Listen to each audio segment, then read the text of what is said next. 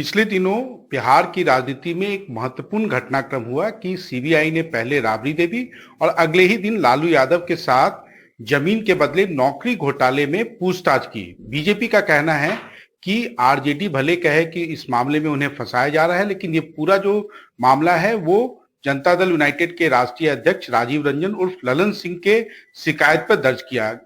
हमारे साथ खुद ललन सिंह जी हैं। ललन सिंह जी, ये जो आरजेडी का जो आरोप है या बीजेपी जो कह रही है, इसमें सच कौन कर रहा है? देखिए, जो राष्ट्रीय जनता दल जो बात कह रही है उसमें पूरी तौर पर सच्चाई है। कैसे? इसलिए कि 2008 में जब यह मामला उठा था तो यह मामला सीबीआई को गया था जांच के लिए।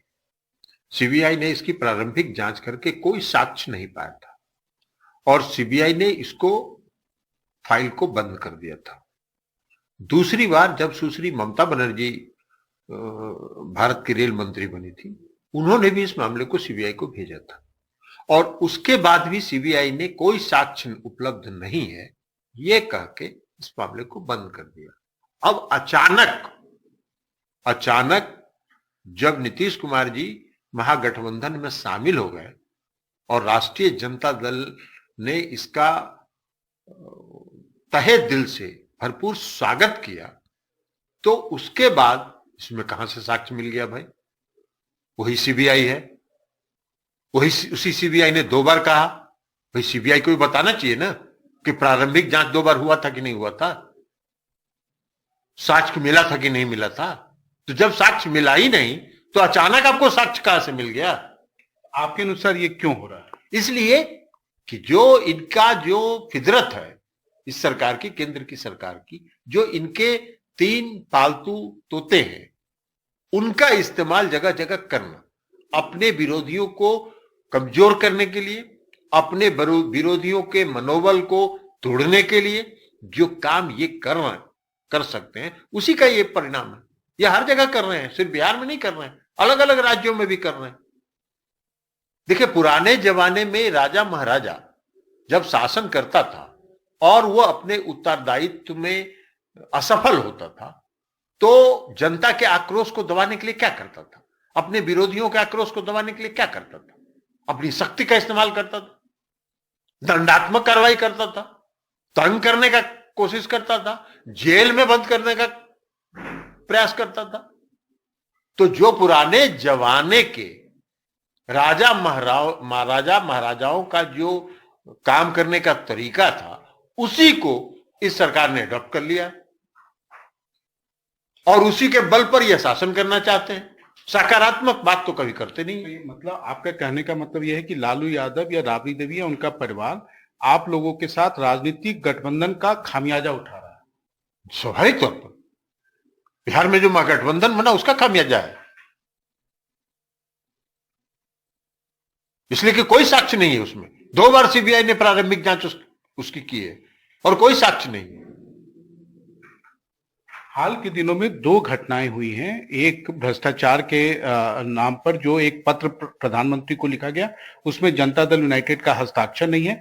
दूसरे, आपके पार्टी के जो वरिष्ठ नेता हैं हरिवंश, जो राज्यसभा के उपसभापति हैं, उन्होंने कहा कि लोकसभा के बारे में जो भी राहुल गांधी कह रहे हैं, ऐसा उन्होंने कभी नहीं देखा कि लोकतंत्र में उनकी आवाज को दबाया जा रहा है। इससे आप कितना इत्तेफाक करते हैं?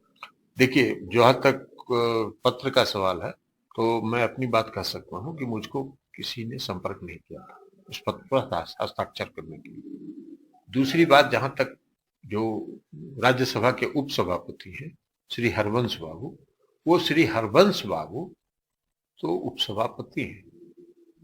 एक संसद की एक अंग जो राज्यसभा है उसके उपसभापति हैं।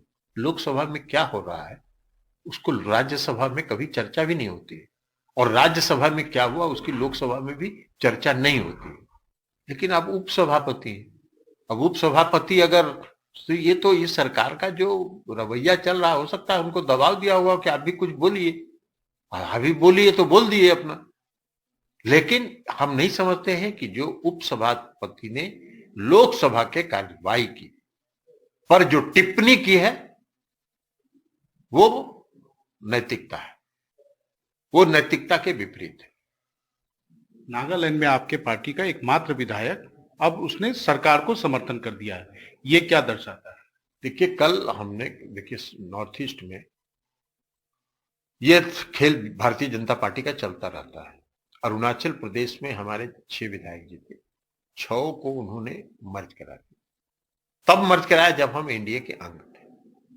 उसके बाद हमारे 7 विधायक जीते मणिपुर में, उनको उन्होंने ज्वाइन करा लिया। एक नहीं गए अपनी स्वेच्छा से, वो रह गए, अभी भी आज की तारीख में भी पार्टी के अंदर है, लेकिन 6 लोगों को उन्होंने ज्वाइन करा लिया भारतीय जनता पार्टी। नागालैंड में हमारे 1 विधायक जीते, उनसे उन्होंने समर्थन पत्र ले लिया। ये नॉर्थ ईस्ट का खेल है। लेकिन नॉर्थ ईस्ट के प्रदेश अध्यक्ष ने भी इस संबंध में इस पत्र में को जो सौंपा गया उसमें उनके साथ थे। यह जानकारी जब मुझको कल मिली और मैंने नागालैंड के प्रदेश अध्यक्ष से पूछा कि आपने केंद्रीय पार्टी से इस पर बात की, तो उन्होंने कहा कि नहीं। हमने कहा हम अभी नागालैंड की इकाई को भंग करते हैं, और कल ही हमने नागालैंड की जो जनता दल यूनाइटेड की जो इकाई है उसको हमने भंग कर दिया है और नए सिरे से गठन करेंगे। हम किसी भी जनता दल यूनाइटेड किसी भी परिस्थिति में भारतीय जनता पार्टी के साथ कहीं भी साझेदार नहीं होगी, कहीं दिखेगी नहीं।